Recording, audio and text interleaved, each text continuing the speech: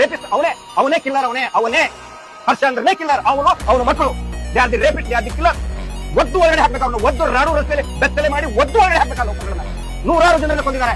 ಸೌಜನ್ಯ ಒಳಗಡೆ ಮಣ್ಣು ಹಾಕಿ ಕೊಂದು ಹಾಕಿ ಅಂತ ಹೇಳಿದ್ರೆ ಥರ್ಡ್ ಕ್ಲಾಸ್ ಹರ್ಷಂದ್ರನೇ ಒದ್ದು ಒಳಗಡೆ ಹಾಕ್ಬೇಕು, ಅವನಿಗೆ ಅವನ ಮಕ್ಕಳಿಗೆ ಇಬ್ಬರಿಗೂ.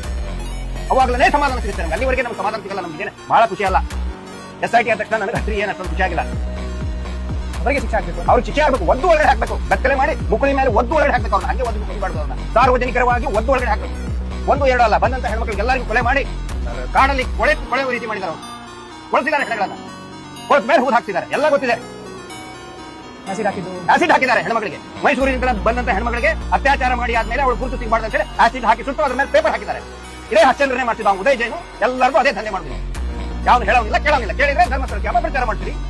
ಅಯ್ಯೋ, ಧರ್ಮಾಧಿಕಾರಿ ಪೊಲೀಸ್ ಸ್ಟೇಷನ್ ಹೋದ್ರೆ ಹೇಳೋದೇ ಗೊತ್ತಾ? ಯಾಕೆ ಪೊಲೀಸ್ ಸ್ಟೇಷನ್ ಕಂಪ್ಲೇಂಟ್ ಕೊಡುದು? ಕ್ಷೇತ್ರಕ್ಕೆ ಅಪಮಾನ ಮಾಡ್ತೀರಿ ನೀವು. ಮಾಡ್ಲಿ. SIT ಆಗಿದಿಲ್ಲ.